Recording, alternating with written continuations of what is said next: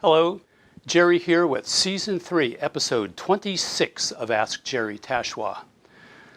My question today comes from Andre in Finland. Hello, Mr. Tachoir. I first saw you at the North Sea Jazz Festival in Holland and again at the Montreux Jazz Festival in Switzerland many, many years ago. I was very impressed with your playing and the sound of your group. I also very much enjoy your Ask Jerry series, both very informative and entertaining. My question is more of a logistics question. Since you play such a big instrument, how do you manage to tour and get around for your performances? I've always been curious. Thanks so much and continue the good work, Andre. I picked this question because this comes up a lot. Obviously, it's a big instrument, and big instruments come with heft, weight, and just the difficulty in maneuvering and getting around and fitting on some stages. But let me tell you an interesting story.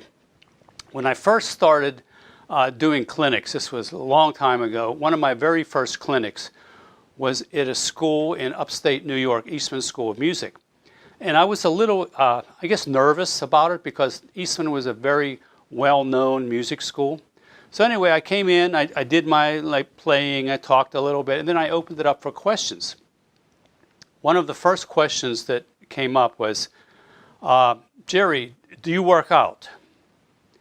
And I was quite honestly surprised because I was expecting really intense musical questions and technical questions and things like this.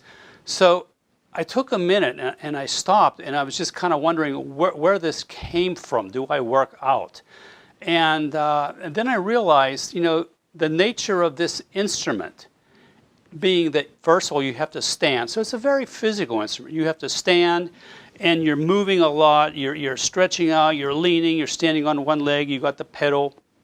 And the fact, again, that it is a very heavy instrument, you have to be in shape to play this instrument. So regarding the workout question, it was actually a fairly intelligent question at that time. Yes, I do work out, and I have to. I realize that in order to be able to do what I do and get around from gig to gig to gig and schlep this thing, it's going to be a matter of me being in shape and physically able to do it.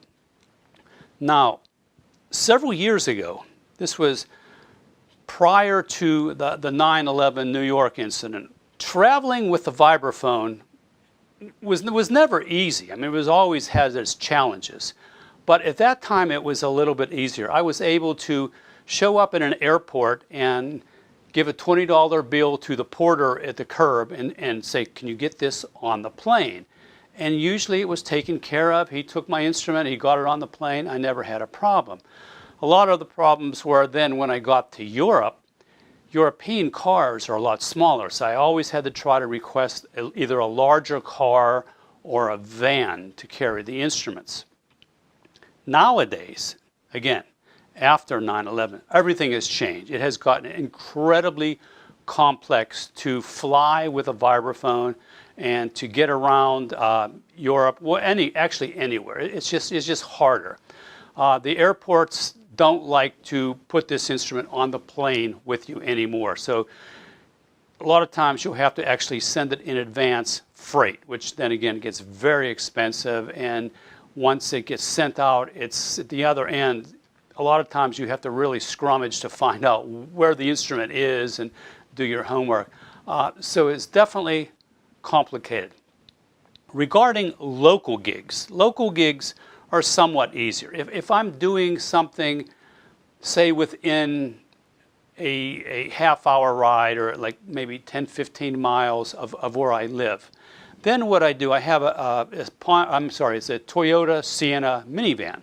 And so I'll take the bars off because the bars are real heavy. I roll them up and I put them in the case. And then I'll take the frame with the resonators and I'll slide it into the van. I took the seats out, I'll slide it into the van, and then I bungee cord it down, make sure all the wheels are locked, and I'm real careful. One time I did have it tip over and it broke. But anyway, I'm real careful now with it. And that's how I get locally to, like, say, a recording session or a local concert. If it's any further than that, then I'll put the instrument in its cases. The bars go in their cases, the resonators go in their cases, the frame folds up and I put it in its case, and then I'll put it in the van because I don't want to have to travel long distances worrying about if something suddenly would happen or an accident that I would have to deal with the instrument come flying around. So I'm real careful with that kind of thing.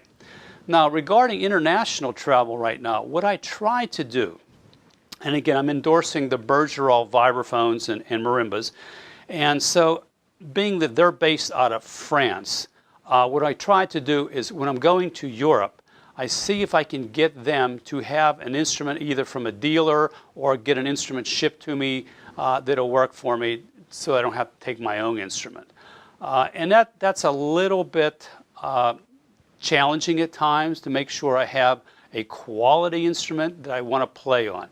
Regarding flying or traveling around the United States, right now we don't really fly that much. We have purchased an RV several years ago and we use that as our tour bus. So the instrument goes in the bay of the RV and we usually drive to a lot of our dates, which has been working out really well. But again, it is a bulky, heavy instrument. And you have to be ready to be able to deal with that. As you get older, you got to make sure that you're staying in shape, staying healthy, so that you can carry your instrument or have a lot of money to hire somebody else to do it. And if you're going to be a jazz musician, that may not be the case all the time. But anyway, that's really the only information I have, except it is a challenge. And it's every gig is unique in how to get the instrument to where it needs to be. Now, I like to play, if at all possible, my own instrument.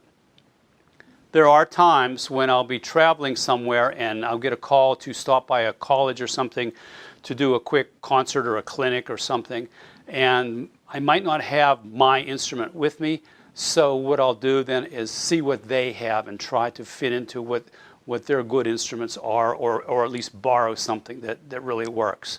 But again, I prefer to have my own instrument. My own instrument is my touch, my sound. I'm used to it. I like the way it plays, and that's the preferable way to do it. So that's really all I have to answer this question on logistics. And again, it is a challenge. And prior to 9/11, it was a lot easier. And I forgot to mention, by the way, if you do want to ask me a question, simply go to my website, which is www.tachoir.com. That's TACHOIR.com. And in the upper right-hand corner is a contacts tab. Just click on that, fill out your name and information, and ask your question, and perhaps we'll do one of these videos. So thanks again, Andre. I appreciate the question. Very good. And keep listening, and hope to see you sometime, maybe in Finland. Take care. Bye-bye. Thank you.